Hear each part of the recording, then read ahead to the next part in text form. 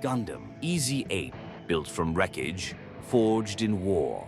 The RX-79. EZ-8 was never meant to exist. There were no blueprints, no production line, no grand vision for the future. It was born from what was left behind. The One-Year War wasn't fought only by legends in space.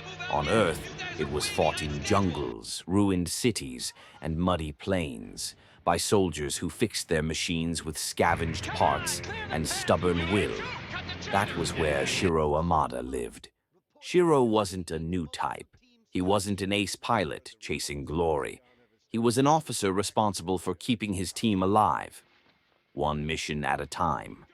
Assigned to the 8th MS team, Shiro learned quickly that ground combat offered no miracles.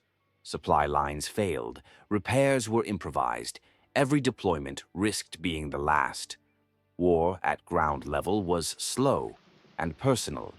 When Shiro's original Gundam ground type was destroyed, there was no replacement waiting. Instead, the remains were gathered.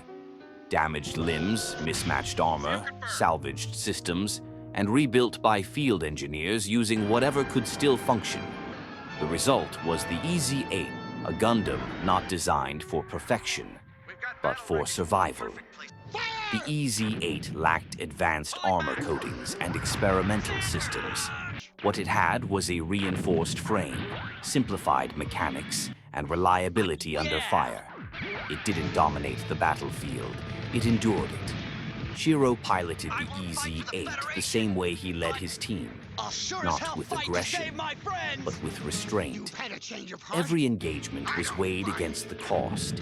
Every order carried responsibility, even when those choices meant disobeying command. Because Shiro believed something radical in wartime, that protecting life mattered more than winning battles. This belief was tested when he encountered Aina Sahalin, a Zeon pilot, an enemy by every definition, and yet unmistakably human.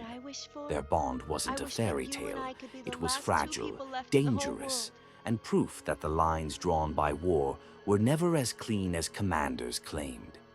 The EZ-8 fought on, battered and scarred, pushed far beyond its limits, armor torn away, systems failing, still standing, not because it was invincible, but because it refused to fall. There were no speeches that changed the war, no decisive victories, only survival, only the choice to remain human when the war demanded otherwise. The EZ-8 was not a symbol of hope. It was a symbol of reality, that even broken machines and exhausted soldiers can still choose to protect life. Gundam EZ-8 wasn't forged in a factory. It was built from wreckage and forged in war.